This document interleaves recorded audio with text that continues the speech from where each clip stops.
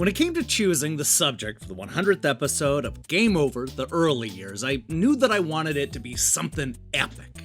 It also needed to be a landmark game that meant a lot to me at the time and offered something that you just hadn't seen before. With those requirements in mind, I knew that there was only one right answer, and that's Snatcher. Although Metal Gear may have predated this cyberpunk point-and-clicker by a few months, it's Snatcher that introduced the world to all of the hallmarks you expect from a Hideo Kojima game. I'm talking about over-the-top characters, a convoluted story, technology run amok, and one of the longest endings you'll ever see on a 16-bit console. Turn back now if you don't want to know what happens next, because today we're going to spoil the story and ending for Snatcher on the Sega CD. This is Game Over: The Early Years.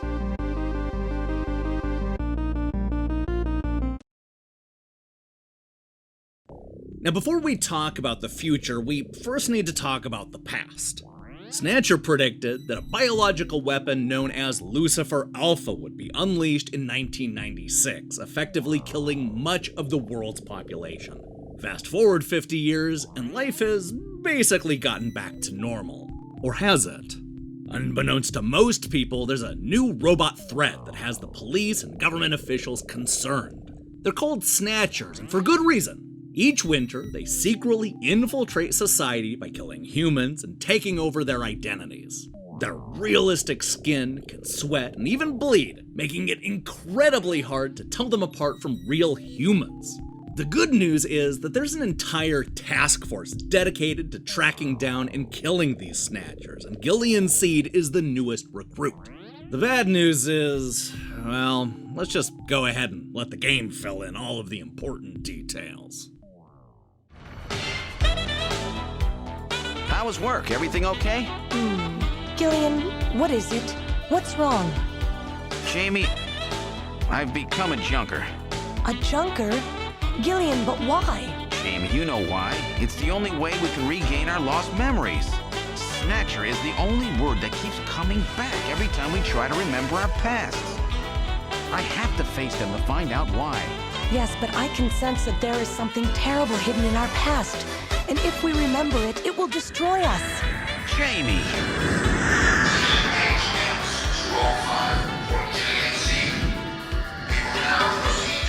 I'm going now. Jamie! What? I can't hear you!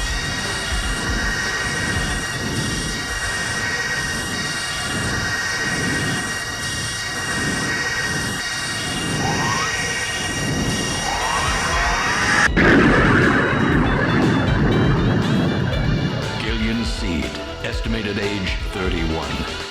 3 years ago, he and his wife Jamie Seed are taken into protective custody in the Siberian Neutral Zone by the 17th Siberian Investigative Force.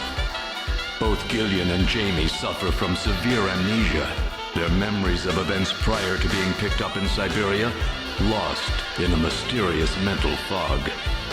2 years ago, after a vain attempt to rebuild their marriage, Jamie and Gillian separate. Following extensive special military training, Gillian is ordered to report to Neo-Kobe City as a junker, effective today.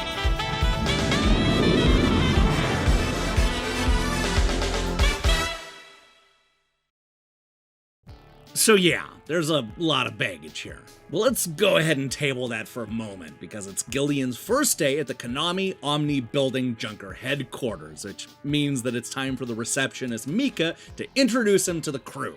The tour kicks off with Chief Benson Cunningham, a veteran of the Special Forces and a former member of Foxhound. This is followed by Harry Benson, a junker mechanic and Lucifer Alpha survivor that has a thing for the material girl. It's here where Gillian is introduced to what is arguably the most important character in this entire game. That's right, it's his robotic sidekick, Metal Gear Mark II. From on-site forensics to video conferencing, this little assistant does it all. Unfortunately, this little meeting is cut short because the Metal Gear is getting an urgent transmission from Jean-Jacques Gibson, a junker who believes that he's cornered a hostile male Snatcher. This means that it's time for Gillian to jump in his brand new turbo cycle and head out for his first real assignment, which takes him to this old abandoned factory in the M District.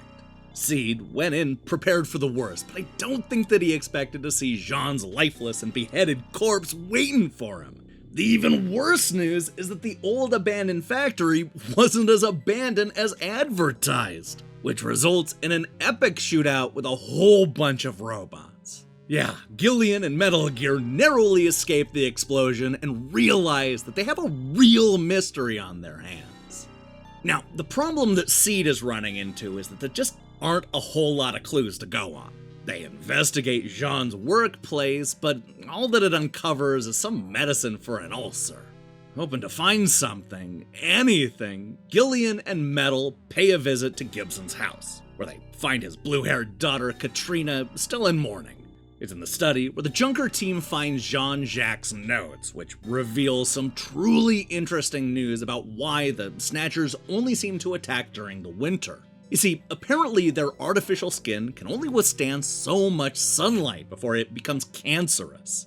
As a result, Gibson notes that there are a bunch of telltale signs that'll help you keep tabs on who is and who isn't a robot, including looking for melanoma, checking for pollen in the air, and finding a bunch of sunscreen in the dead of winter. He also warns the reader to watch out for a bounty hunter named Random Hajil. I wonder who that is.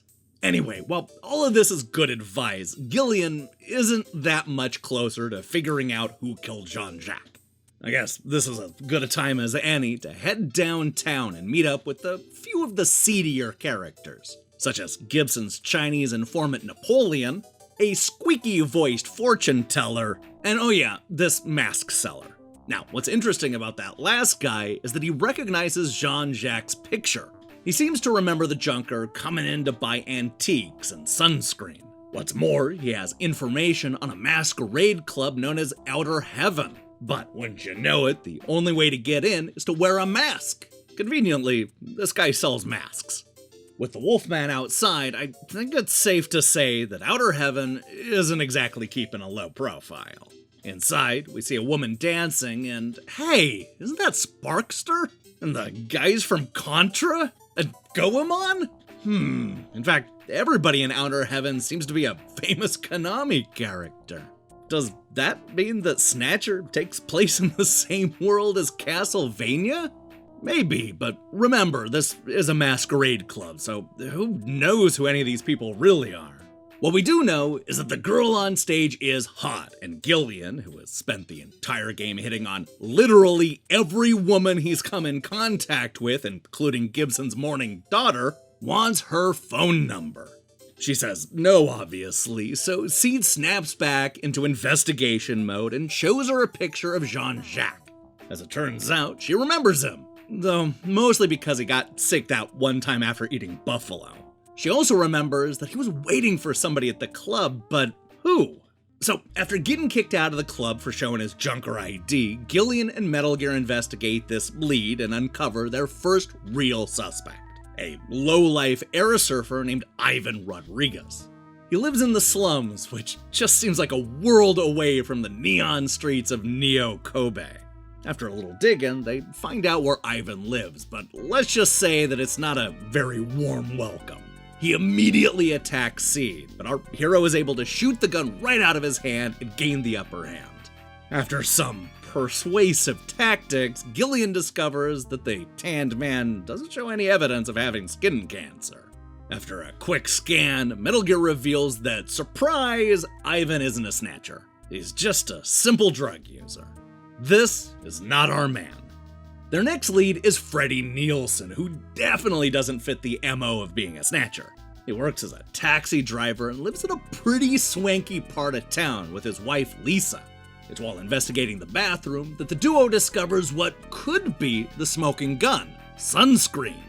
Realizing that the jig is up, Lisa reveals that she's a Snatcher and attacks our heroes. Thankfully, Gillian is able to shoot her in the face, revealing her ugly, metallic insides. Yeah, there's no question that Freddy is a Snatcher, but where is he? Well, he was in the bathtub. Freddy uses the element of surprise to gain the upper hand on our hero. And you know what? He would have been able to get away with it too if not for random Hajil showing up at the very last second and saving the day. Okay, so it's kinda scummy that the Snatcher bounty hunter lets the junkers do all the heavy lifting and then swoops in at the last second to get the kill. But hey, at least he did have some valuable information. He suggests that the robots have set up a clinic in order to deal with their skin condition, which leads Gillian to investigate the Hospital Olin. I think that we can all agree that the waiting area looks promising, what with the eclectic group of bizarre patients. But there's a dog here, and the one thing that we know about Snatchers is that they hate dogs. Obviously. Yep, Hospital Olin is another dead end. But hey, there's no time to fret about that because there's an urgent message coming from the video phone.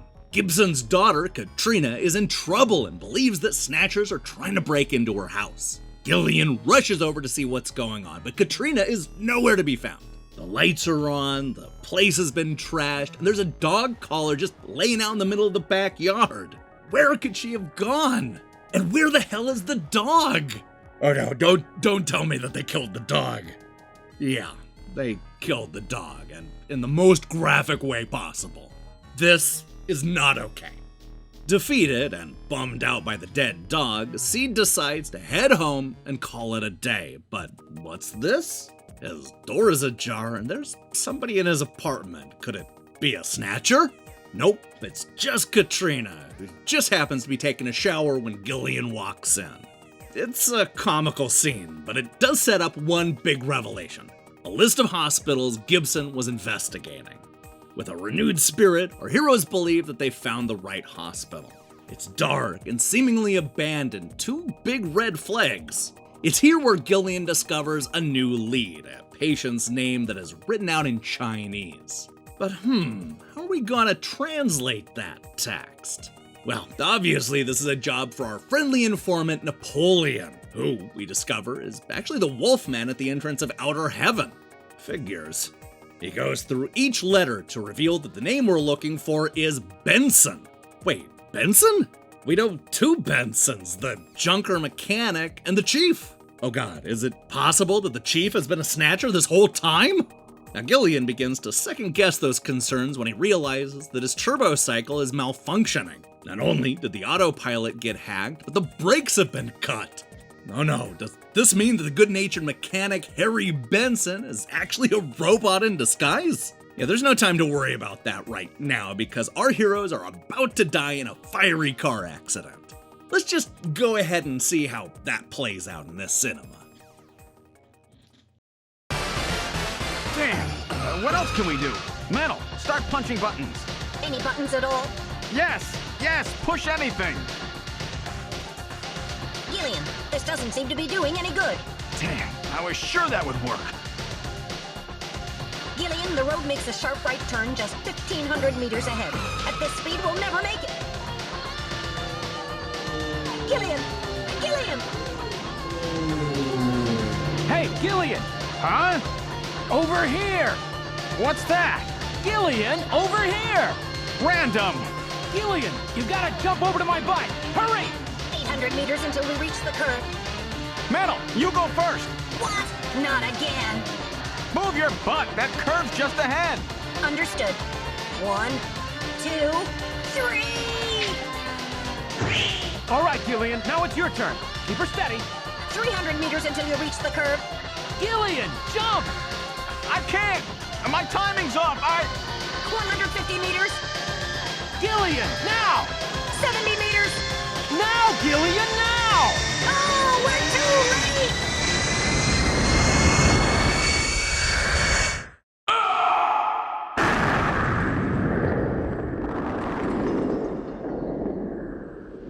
Gillian! I guess he didn't make it. Don't bury me so fast. I'm right here. Don't you even know how to ride a motorcycle? Gillian, it's not much farther to Queen's Hospital, and you could probably use the exercise anyway. Why don't we just continue the rest of the way like this?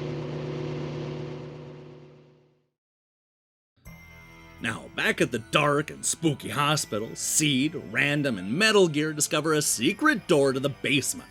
Downstairs is a near-carbon copy of the abandoned hospital upstairs, only now with electricity turned on.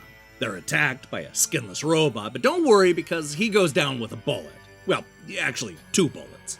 The deeper they go, the more evidence they uncover, including a room where they seem to be discarding the dead bodies of their victims. Thanks to Metal Gear's scanning functionality, the Junkers are able to identify the corpse of Freddy and Lisa Nielsen, the director of Queen's Hospital, and oh no, it's Chief Benson Cunningham!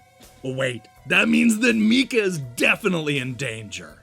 Speaking of danger, the Snatcher that looks like the director of Queen's Hospital is here with a whole army full of robots. They attack our heroes, leaving both Gillian and Random badly injured. With our heroes backed into a corner, the evil Snatchers decide to reveal his dastardly plot. To use the fake Chief Cunningham to infiltrate the Kyoto Summit on Snatchers and take the identities of high-profile politicians from around the world.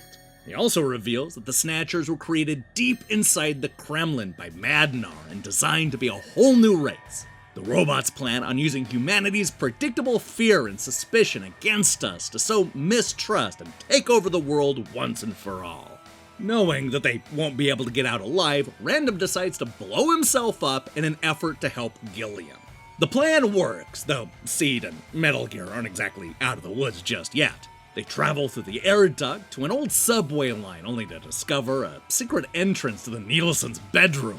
They also discover that the map on the wall is actually Moscow.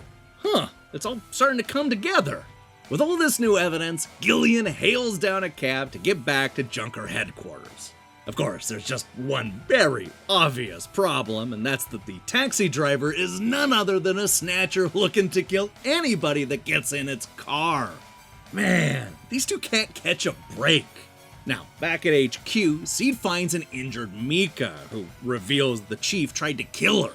Sadly, she wasn't Cunningham's only victim, as Harry Benson is clinging on to the last gasps of life after being shot multiple times. He reveals some advice and words of wisdom before finally taking his last breath of air in Gillian's arms. Now it's personal.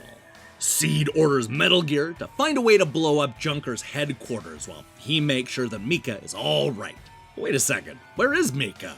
Oh no, the Chief has tied her up with chains. The good news is that Gillian is a great shot. The bad news is that the robot Chief reveals that this is just the beginning and the Snatchers have comrades working throughout the city. He also mentions that Seed's life is meaningless unless he gets his memories back. But what does that mean? Could Gillian's amnesia be connected to the whole Snatcher scourge? Speaking of which, it's at this super inconvenient time when Mrs. Seed, that is Jackie, calls and reveals that she has all of her memories back. That's cool, but where exactly is she? Unfortunately, she can't reveal that, and the phone call ends with a Snatcher sneaking up behind her. Oh man, don't leave us hanging like that. I have to know what the hell is going on. Who is Gillian, and what are the awful secrets that he can't remember? Well, there's kind of a lot to go through, so let's just let this info dump of a cinema reveal the truth. Now that the Chief's death has been confirmed, it won't be long before they strip us of our Junker authorization. They will be deciding how to handle Neo Kobe at the summit in just 3 hours. There are rumors that they're going to use nukes on the city to make sure the Snatchers are wiped out. That's ridiculous. Come on, this is the 21st century. That may not be as improbable as it seems. The world's leaders are extremely concerned about the Snatcher problem. The Chief was going to calm this hysteria in his speech at the summit, but that'll never happen now. 3 months ago, government pressure on Junker operations increased dramatically. Gillian's transfer here was really our last chance.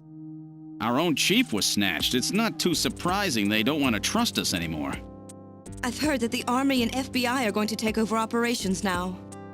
That's correct. That too will be officially decided in 3 hours' time. 3 hours, eh?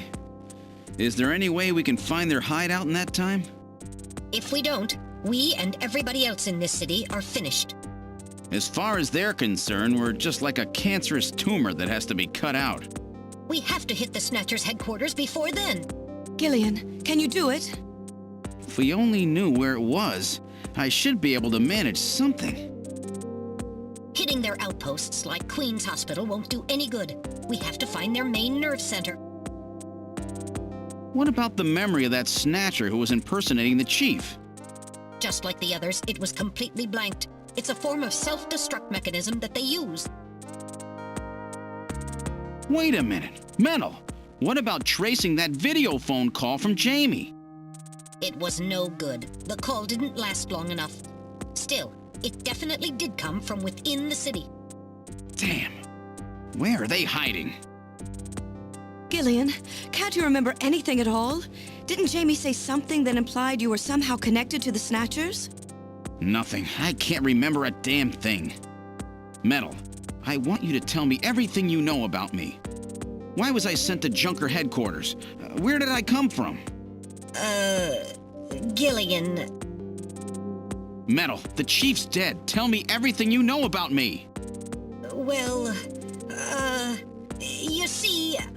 Metal! All right. With the chief gone, you are the highest-ranking officer here. You knew all along? Of course. Where were we rescued from? 3 years ago, you and Jamie were taken into protective custody in the Siberian Neutral Zone by the 17th Siberian Investigative Force. More precisely, you were discovered in cryogenic sleep pods in an underground bunker near Moscow. Cryogenic sleep pods? You mean they were frozen? This is a photograph of the bunker. There is no record of when you were placed there. In addition, the third pod was empty at the time you were discovered. There were 3 pods? You were revived and taken into custody by the army. Apparently, as a result of the extended sleep, both of you suffered from complete amnesia. However, another theory suggests your memories may have been intentionally erased. This is the only piece of evidence found at the site. That's Harry's picture, from when he was a kid. That's correct. Harry is Gillian and Jamie's son. It's been confirmed by DNA tests. Harry? Harry was my son? Using the information gained from the photo, it was established that you are Gillian Seed and your wife, Jamie Lorraine. Both of you are American citizens, born in the late 1960s. The 1960s? In addition, both of you vanished without a trace in 1989. There is no other information available about you after that. 1989? Yes, you come from a world that's been gone for 50 years. But what does that have to do with the Snatchers? When the 17th Special Investigative Force was bringing the two of you out, there was an accident. Though the two of you were all right, most of the 17th was killed. One of them was a Snatcher. Of course, before their departure, they all underwent thorough examinations. So, if one of them was snatched... It had to be somewhere in Siberia, right? That's correct. And in order to attempt to determine the origin of the Snatcher, as well as your true identities, you were assigned to Junker headquarters. The hope was that exposure to the Snatchers would help you regain your memories. Moscow? 50 years ago? Almost everyone who was in Moscow at the time was killed in the catastrophe. So Gillian and Jamie are the only living witnesses? Harry. Harry was my son. Did he know? No, it was highly classified information. He was never told. I was never able to do anything for him. Wait a minute, Gillian. Didn't Jamie say something about taking a boy hostage? That's right. They must know about Harry and are using him to threaten her. We have to find their headquarters quickly. We've only got 3 hours. Gillian, let's think this all through again. We may get some kind of a hint out of it. You're right. There may be some clue in the way they're operating. All right, let's go over what we know about them. Yes, let's do that. Or, better yet, I'll just skip to the point where we discover that the river running through Neo-Kobe is identical to the one from the Moscow map. And after filtering all of the possibilities, the last remaining Junkers reveal that the old church is where the Lucifer Alpha catastrophe took place. That must be where they're keeping Jamie. Yeah, that is the secret lair. The problem is that they only have 3 hours to infiltrate the church, so Gillian decides to go it alone and orders Mika to warn the delegates in Kyoto. The two part ways, but not before agreeing to go on a date if they both survive. Yeah, I know this is supposed to be sweet and romantic, but I'm not sure that HR is gonna see it that way. Anyway, Gillian makes his way to the church at the old Kremlin location and notices something kind of odd. The picture up there on the wall that everybody's worshipping looks a little bit like random Hajil. Actually, it looks exactly like him.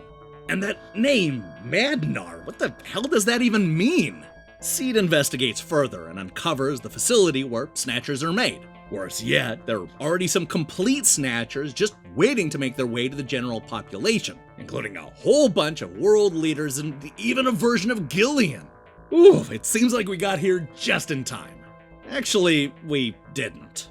The Junkers only have about 30 minutes left until a giant particle beam destroys everything in the church, including our heroes. The plan is to have the Metal Gear rush outside and try to delay the attack. But there's definitely no guarantee that that's going to happen. And it's actually worse than that, because once the time runs out, Metal Gear will be forced to turn on Gillian and prevent anything that he's trying to do. He only has 30 minutes, so he's going to have to make them count. Thankfully, the only thing standing between him and the ending is a simple shootout. Well, multiple shootouts. Either way, this is what Seed is good at. He shoots down every one of those pesky Snatchers, and this, at long last, is what happens next.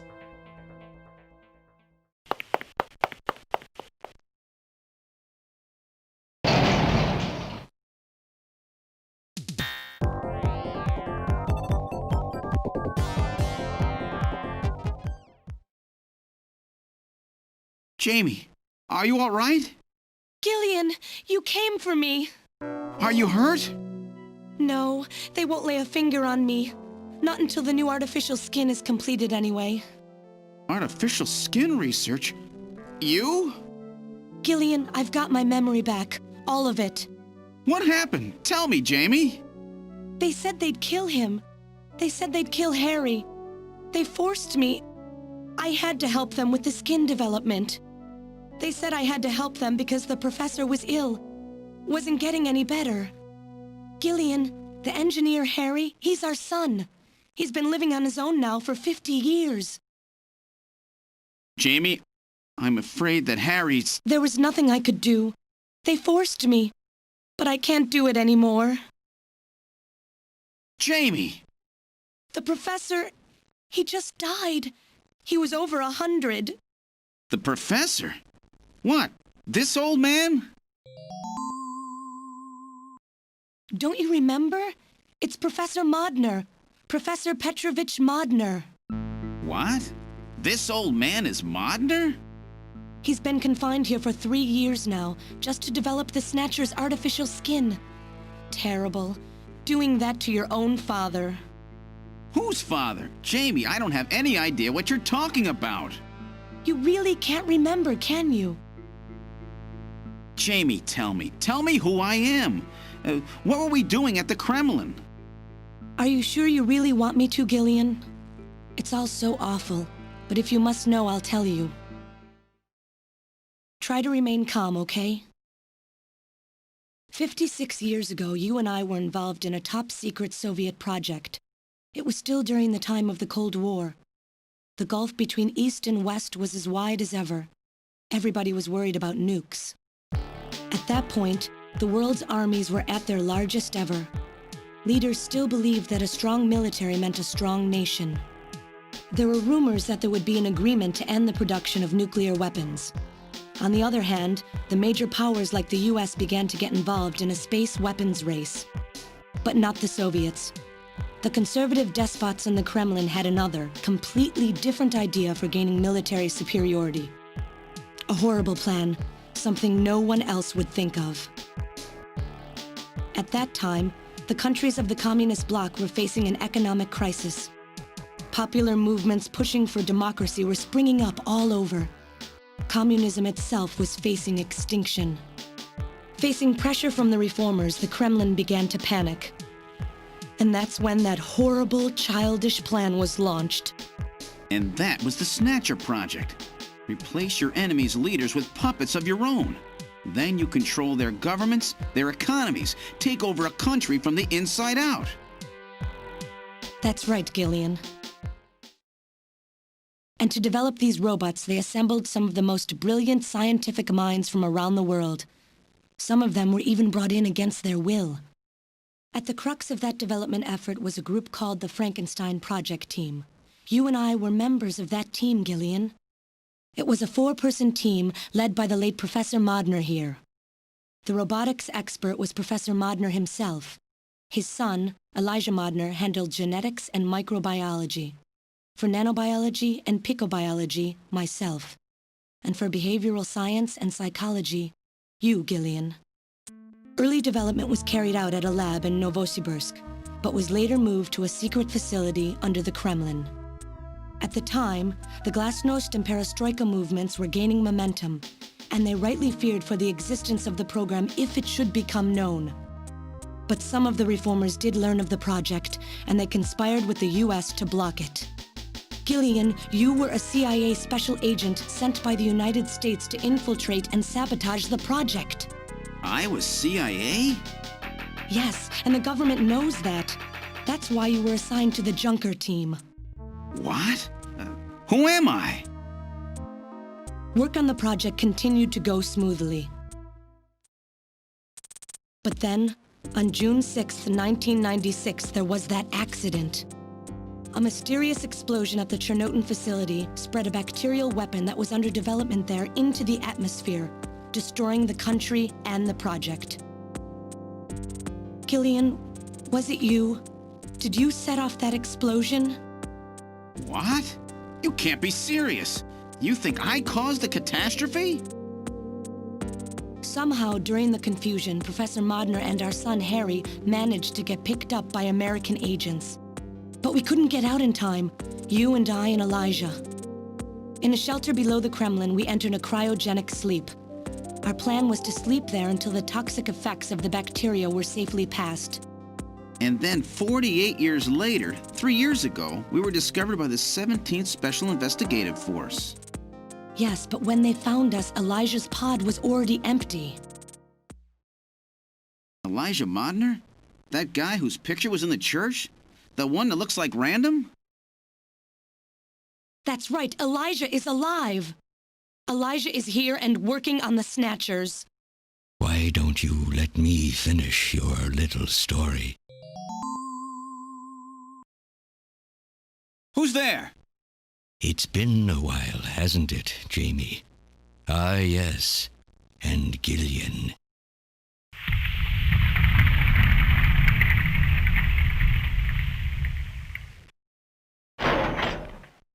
It's me, Jamie. Elijah? Is that really you? Random? No, not quite. So you remember me, do you? I am Elijah Modnar, the only son of Professor Petrovich Modnar. I'm afraid I've grown somewhat old and feeble since we last met, however. Elijah, why are you doing this? Your father, Professor Modner, he passed away a few minutes ago. What? My father? My father is dead? Elijah, what happened to you? The Elijah I knew could never do anything like this. I've changed, Jamie. These 40 years have changed me. I can't believe it. What happened to you? What happened to me? Jamie, do I actually have to explain it to you? Jamie, it's you.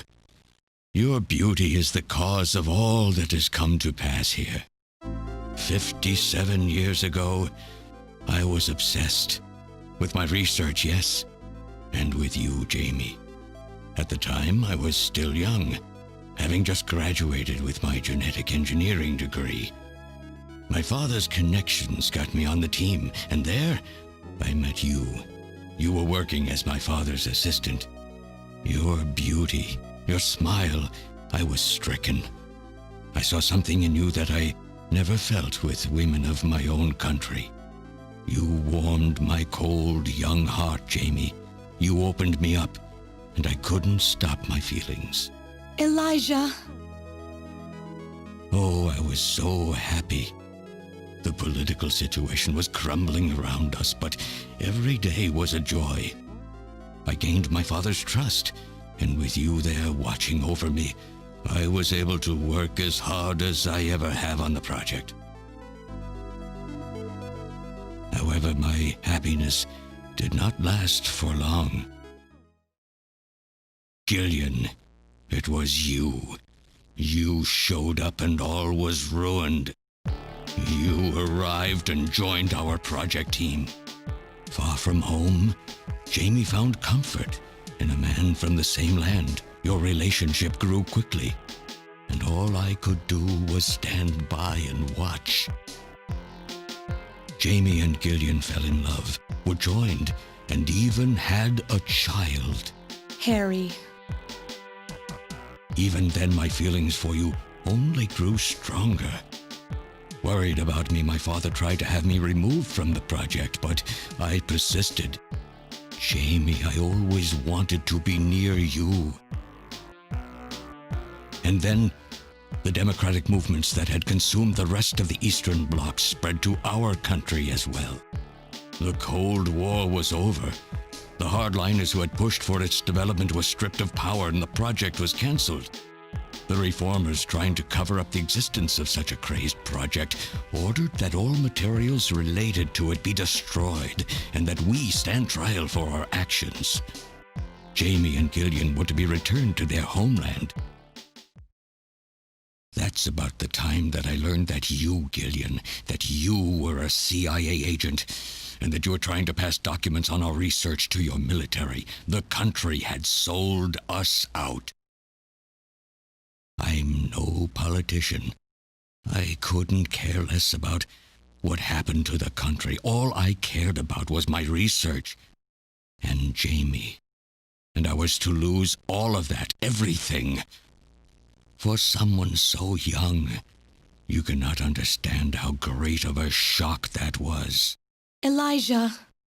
That is when I decided, I swore I would see that secret, crazed project through to the end. At the time, the bioroids were 80% finished. The main part, their endostructure, was essentially completed. But we still were having trouble with the artificial skin, the area that Jamie and I were assigned to. We called it artificial skin, but there was of course no need to duplicate T lymphocytes, Langerhans cells, or endocrine cells. All we needed was keratinized cells and melanocytes to provide the pigment. With the artificial protein development techniques that we had in those days, full-scale synthetic cell development was very difficult. Research like this took months, years. The original project called for us to simultaneously snatch an entire country. In other words, a whole nation, or an entire city, had to be snatched over the course of one night. For that reason, a powerful biological agent, which could quickly and effectively kill the population of the country, was being simultaneously developed. Lucifer Alpha. That's right. A type RAO11 virus which another team was developing. For someone like myself, who was closely involved in the project, blowing up the lab was quite a simple task. My God, Elijah, do you know what you're saying? That explosion killed half the world's population. I moved all the materials and records essential to the Bioroid project into the shelter and executed my plan on June 6th. After sealing off the lab, I brought the two of you with me to the underground shelter, and we entered a cryogenic sleep. But not before I programmed an atmospheric research satellite to transmit a wake signal when the danger from Lucifer Alpha had passed. And 10 years later, Lucifer Alpha naturally mutated into a non-toxic form. But the automatic revival system failed to work. Oh no, it worked. Just as planned, it revived me 10 years later.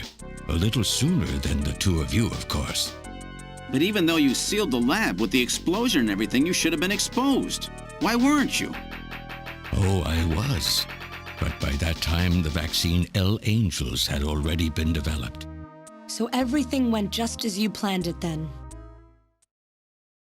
Yes, up until that point. But my real struggle was yet to come. My original plan was to revive Jamie as well, and for the two of us to finish the development of the bioroids. You, Gillian, you were to stay asleep forever. But I just couldn't bring myself to do it. Not after looking at Jamie's peaceful face there in the pod. Besides, I could never have convinced her to work with me on the project anyway. I knew the time was not yet right, so I changed the timers of your pods to permanent on. How? How could you do such a thing? And so for the next 40 years, I worked alone in that cold and lonely room under the Kremlin, trying to complete the artificial skin for the Snatchers. For days and days, no one would visit me. I never saw the sun or felt the changing of the seasons. Still, I always had Jamie by my side. You were always there for me to talk to. Just you and I for 40 years in that dark cellar. Oh, you poor, poor man. And then, 3 years ago, my research was finally completed. First, I snatched the Siberian Special Investigative Forces to establish a transport route for the Snatchers. And then, to test the effect of large-scale snatch operations, I chose Neo-Kobe City to be my experimental sample. Neo-Kobe is cut off from the surrounding areas, a sort of miniature country in itself, making it a perfect test site. And since it's a melting pot of various races, it would also allow me to gather extensive data on Snatcher modification and operational techniques. In addition, the element of suspicion or mistrust, which runs deep in Japanese culture, was another reason I chose this site. But your test revealed a critical flaw in your machine's artificial skin. Yes, quite unexpected, I'm afraid. All my research for 40 years. I gathered data and worked day and night to find a solution, but nothing seemed to work. So that's why you decided to bring Professor Modner here, right? That's correct. I discovered my father in one of the government's hospitals. He was old, but still very sound of mind. Naturally, he would not cooperate with me. Of course not. He'd never become involved in something like that. So, unable to receive his assistance, I decided that I had to have yours. But a mistake on my part allowed both you and Gillian to be taken into custody by the authorities first. Just what are you trying to accomplish, Elijah? You must know you can never get Jamie back. I'm only interested in discovering what I can of the human animal. In the past, it was because of Jamie. My motive is different now. It sounds like you're just suffering from the wild arrogance that corrupts so many scientists. Humans are such weak creatures. No matter how much they trust one another, the tiniest speck of suspicion can destroy it all. Look at how the Snatcher problem has caused such wild unrest. No matter how much science advances or how high we set our ideals, we eventually begin to suspect each other, to hate each other, and then to kill each other. The Snatchers are nothing more than a tool for bringing out this reaction. I am simply using the Snatchers to elicit the true nature of the human animal. I think this experiment has shown me the limits of human society. I sincerely doubt it will be able to reach any greater level of prosperity on its own. If human society ever hopes to reach greater heights, what is needed is an absolute leader, a firm ruler who isn't affected by these trivial episodes of mistrust. You're crazy if you think people would ever obey Snatchers. Of course they wouldn't. But if they don't know, they cannot object. There has been a time in every age that the people have longed for a god to lead them. As long as they give the people no reason to suspect them, then they can easily become their gods, indeed, a new race of super beings. We are almost there. Once we perfect the artificial skin, Snatchers will transcend man to become this planet's true human beings.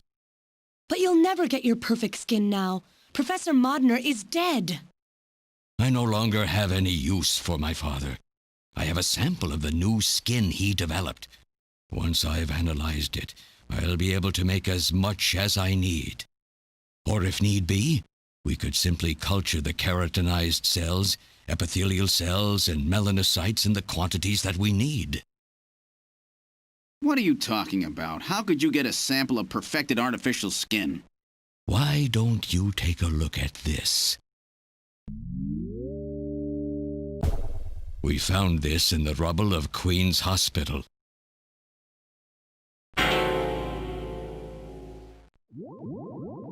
Random! Oh, an acquaintance of yours? He's a Snatcher? That term isn't exactly accurate. This bioroid was constructed by my father without my knowledge. He modeled it after me in my youth. He built it right here in this facility. And not only that, he programmed it to destroy Snatchers. This bioroid caused me serious difficulties. It's designed and built far better than my Snatchers. The machine itself thought it was human. My father input memories for it all the way back to childhood. Those too were apparently mine. Haven't you yet realized? Random Hajil is Elijah Modner spelled backwards. How like my father, silly old man. He did virtually overnight what I could not do in 40 years of effort. Furthermore, he makes a bioroid so perfect, even the bioroid itself believes itself to be real. What's more, the cells of the skin he developed are self-replicating. Once in place, no further transplants or culturing is necessary. Is he dead? Its main and locomotive systems are completely shut down. It's just scrap now. But the artificial skin is being kept alive. This we need. With this, we can move to phase 2 of our plan of full-scale infiltration of the world's major nations. The summit's already over. You'll never succeed. What does the summit matter? Nothing holds us back now that we have this perfect skin. We can go anywhere we want, and there will be no way to tell us apart. I will have free control over the world. Nothing will be able to stop me. Politics and free thought will no longer have any meaning. My will alone will decide the course of human history. You egomaniac. Do you think you can snatch the entire population? There's a fully automated Snatcher factory under the Kremlin. Even as we speak, scores of new Snatchers are being born. But no matter how hard you try, you won't be able to snatch the people's heart and soul. What do you hope to gain from this anyway? Jamie, the human race is composed of fools. But I'm different. I will be its savior. Indeed, not just of mankind, but of all life on the planet. I'm afraid that won't be possible. Metal! In 10 minutes, this church will be struck by a phased particle beam. I am guiding the beam from the attack satellite using GPS and 15 navigational satellites. The beam cannot miss. Everything in a 2 to 3 kilometer radius from me will be destroyed. Stop this foolishness now. I will not have my research destroyed by some souped-up pocket calculator. Metal, what happened at the summit? The delegates, worried about the Snatcher menace, voted unanimously to allow the use of nuclear weapons on the city. The military is presently imposing a quarantine on Neo Kobe. What? Do they intend to kill everybody? The populace is in a state of panic. However, they have agreed to lift the quarantine if this church is struck by the phased particle beam. This is our last chance. I will handle things here. Gillian, Jamie, you two must flee. You insignificant mass of metal. You'll never... One move and I detonate. Gillian, run! Metal, this is crazy! We can't let a single Snatcher get out of here. And this new artificial skin has to be destroyed as well. I will not allow some talking scrap pile to get away with this. If you were the aiming point for the beam, then I'll just have you thrown out of here. Grab this little one and take him out of here.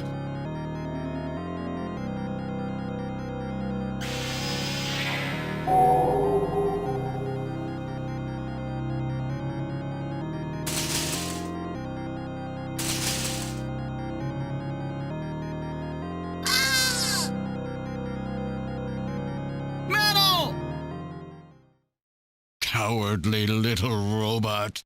You always were a real pain in the butt.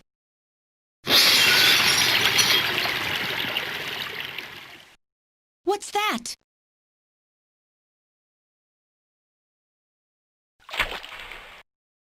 What? How did... You're supposed to be deactivated. I don't go down that easy, old man. Stop this foolish... Shut up! Let's try to make our final moments peaceful, shall we? And you Snatchers, you touch the little guy and the old man's head comes off. Random! I've always hated being used. Why don't you watch the final act with me? Gillian, you only have 5 minutes. The turbo cycle is just outside on standby. Use that to flee. Let me go. I'm Elijah Modner. I'm your original. I don't care if I'm an original or a copy or what. You and I are gonna die right here. If we both die, there won't be a copy anymore now, will there? The stupid logic of a simpleton, of a machine. Whatever it is, it's my will! Machines have no will. Machines cannot sacrifice themselves. We'll see about that. You have 4 minutes. You must go. And don't forget to take care of the factory under the Kremlin. Stop! Gillian, even if these memories in my head are fiction... Yeah, I know what you mean. Our memories of our time together are all too real, Random. Gillian, you become one hell of a junker. Gillian, it has been most recreational being your partner. Oh, metal! If you can, try to pick up the pieces for me, okay? Like we did for Little John? Little John? Oh! Okay, Metal. Hurry! You only have 3 minutes! Thanks! Thanks, you two! Jamie, come on!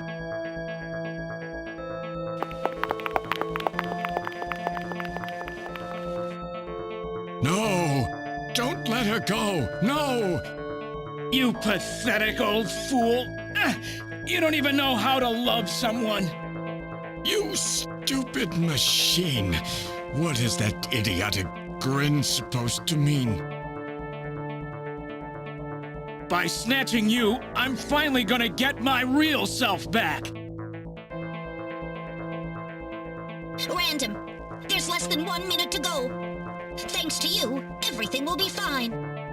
You don't owe me any thanks. Sorry to get you involved in such a big job. You did great. You're a hell of a junker. 3, 2, 1, here it comes! Later, kid!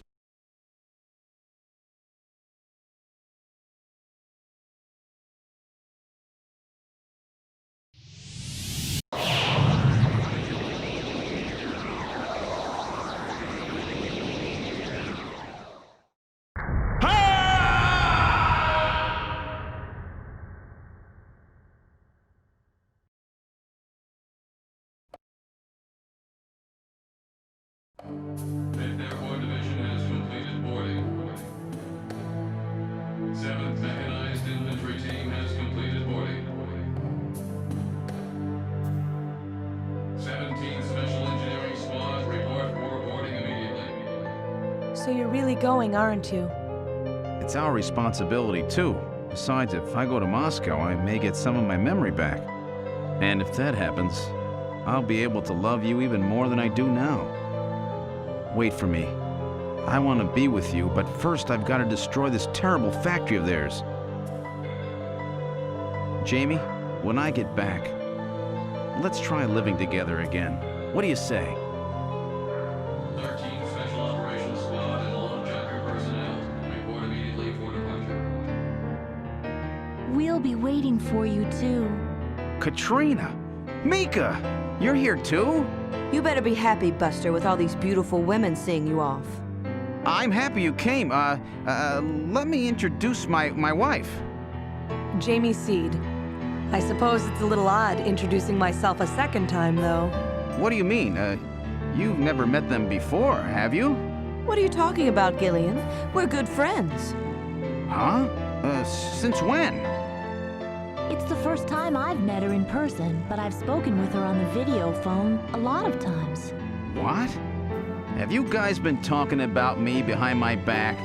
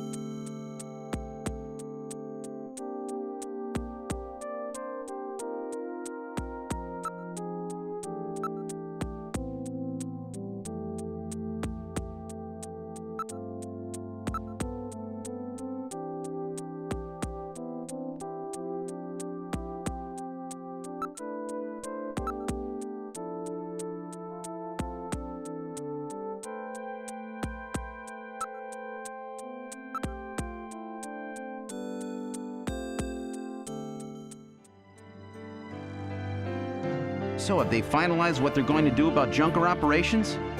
I suppose this will end up being our last mission, huh? Well, originally they were planning on disbanding the team, but now they've decided to keep us in business. So that means... That's right. We've been designated as one of the government's special police divisions. That puts us above the regular cops. So the government has decided that crime by machines poses a bigger threat than crime by humans from here on out, huh? They've chosen the new chief, too. So when you get back, you'll get to meet the new head honcho. Well, it's comforting to know I've got a place I can come back to.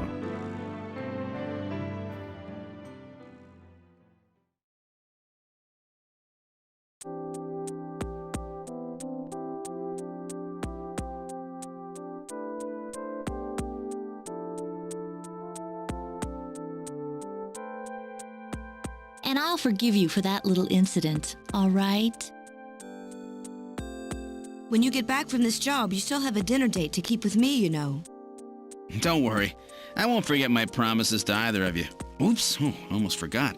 Of course, I want to spend some private moments with my wife, too, huh? What's wrong, Jamie?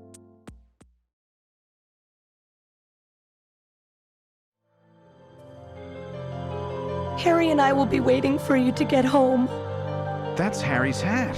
We can do it this time, Gillian.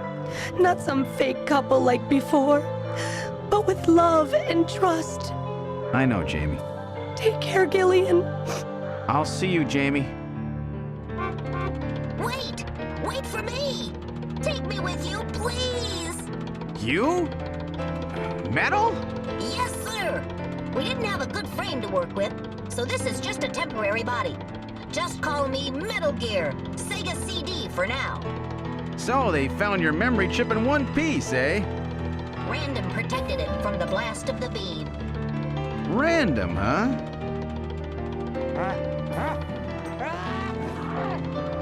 Wait a second. I've heard that sneeze somewhere before. Really? I didn't hear anything. Anyway, I want to know if you'll take me with you. Please, Gillian, please take me with you. Hurry up and get on board, partner.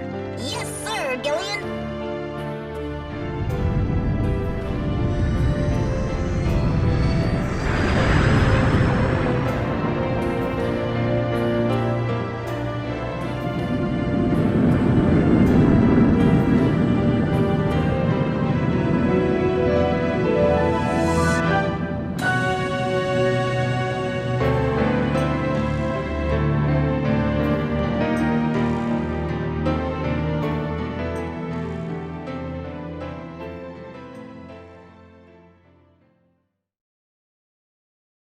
Throughout history, suspicion has always bred conflict. The real conflict, though, resides in people's hearts. This conflict has just begun. I don't really know what to say after all of that. Yeah, this is definitely a lot of ending, and you either go with it or you don't. Look, I know that this came out after the original MSX version of Metal Gear, but this definitely feels like the birth of the Hideo Kojima that we know today. It basically has all of the elements that he would be known for, including Cold War intrigue, movie connections, tons of Metal Gear references, rampant sexism, and if you're still with me, a really long ending. Add in a few nonsensical plot twists and a boss with a really cheesy name, and you basically have a Metal Gear Solid game. That said, I really like how they take the time to not just flesh out the characters, but also let them have their own moments. I mean, there are people that are introduced in the ending, yet it never feels like they were inserted just out of nowhere. We get a lot of time with Madnar, even if it's mostly just him giving us an exposition dump. My issue has more to do with the final bits, where Gillian is surrounded by his wife and most of the women that he tried to hit on throughout the game. Hell, he's still talking about going on a date with Mika at the exact same time that he's trying to rekindle his marriage. And let's not forget that he tried to seduce Gibson's teenage daughter mere hours after he died. And if you think that's creepy, you probably shouldn't look up what happens in the Japanese version. Let's just say that it's for the best that Konami decided to make her of legal age in the American release. Yeah. Thankfully, the rest of the game still holds up. It has a great story that successfully marries Blade Runner with Invasion of the Body Snatchers, all while still feeling mostly original. There's also a great Christmas game. What, you didn't know that it was a Christmas game? Oh. Yeah, I suppose it's probably because I forgot to show you this clip of Napoleon dressed up like Santa Claus. And with that out of the way, I think my job is done here. I need a drink.